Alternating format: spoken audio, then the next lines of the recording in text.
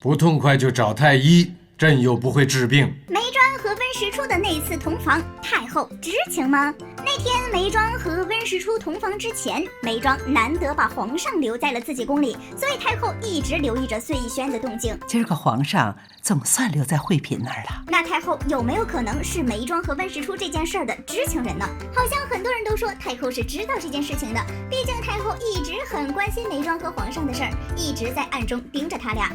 这样的话，皇上什么时候走的，什么时候来的，其实太后都是知道的，不然也不会那么及时的送壶酒过去，把房中暖情的酒给他们送过去一壶。但是太后如果知道这件事情的话，眉庄还有命活到生产的那天吗？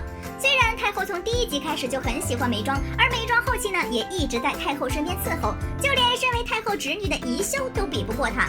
可皇上是太后亲生的呀，就算这个眉庄儿媳妇孝顺又端庄，自己呢也非常喜欢她。不过就算这样，也没有办法容忍她给自己的儿子织帽子吧？更何况后来眉庄还怀孕了。要知道，太后最看重的就是这皇嗣的问题了。这种玷污了皇家血统的存在，太后是万万不可能睁一只眼闭一只眼的。从时间线上来说，那时的太后呢，已经是在生病的虚弱阶段，在某些事情上已经开始有些力不从心了。反正自己都已经让竹溪送去了催情酒。太后听说皇上到惠嫔娘娘这儿来，心中高兴，特赐酒一壶。皇额娘这么晚了还想着赐酒，什么酒？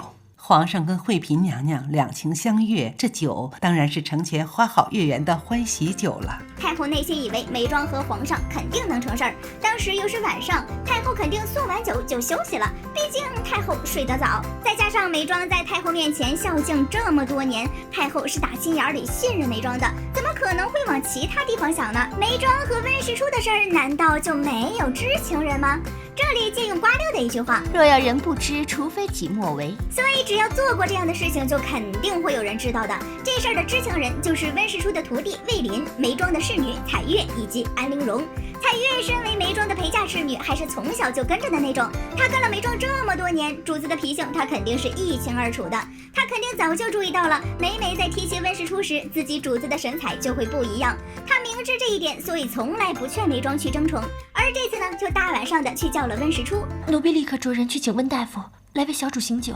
把人叫过来以后，自己又退了出去，只留下这对孤男寡女两人。然后这俩人才有了那一份亲密接触，这彩月也算是主攻了。而魏林呢，他的师傅去了以后就迟迟未归。大晚上的，他又已知眉庄是醉酒状态，再联合他师傅平时的那些小异样，一猜就知道他师傅干啥去了。至于安陵容，这个就表现得很清楚了。滴血验亲时，先是让宝娟去把消息透露给眉庄，还不是齐贵人闹起来，说六阿哥是贵妃和温太医生的，让眉庄着急上火，然后又看准了温实初喜欢的人是眉庄。你要知道，你这个人，你的情谊本身就会害死别人。这句话乍一听是在说甄嬛和温实初，其实呢是在变相的吓唬温实初。毕竟真跟他有关系的人也怀着孕呢，这谁能不害怕呀？为什么没有人在太后面前揭穿眉庄和温实初呢？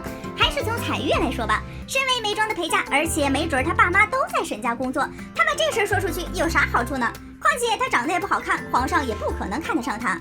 二来呢，梅姐姐可是有菊的淡然和傲骨在的，有主吉仆，彩星彩月也是有几分傲骨在身上的。毕竟当初面对挑衅都丝毫不慌。有些人的小主位分低，哪儿配得上用金纸包东西赏人用啊？你说是不是？有傲骨的人谁会去这么做呢？魏林则是不能说，一日为师，终身为父，且温实初还对他有知遇之恩，而他对温实初呢也是怀有感恩之心的，不然也不会在眉庄去世之后把自己师傅的颓废现状告诉甄嬛，并且盼着甄嬛能劝温实初了。你师傅怎么样了？师傅身子废了，整个人精神都垮了，正日里就知道喝酒。退一步说，当时自己的师傅是甄嬛的人，那么将来自己也只能是甄嬛战队的私人医生。眉庄跟甄嬛的关系谁都知道，所以他就按照师傅说的，那我去替师傅在祭当上记下您进宫的时辰。好，不出1个时辰我也就回来了。在时间簿上写了正确的时间，隐瞒了这个消息。至于安陵容，她则是想让眉庄出点什么事儿，好让甄嬛伤心。严格来说，安陵容针对的是甄嬛，而不是眉庄。直接告密这种事儿，即便是成功了，带给甄嬛的伤害也不会特别大。而让眉庄在关于甄嬛事情上受伤或者死去，才是对甄嬛最大的伤害。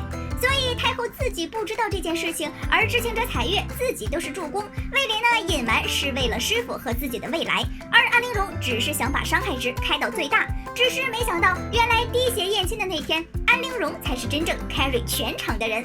好啦，本期视频就到这里，喜欢我的宝宝们别忘了给我点赞评论哦。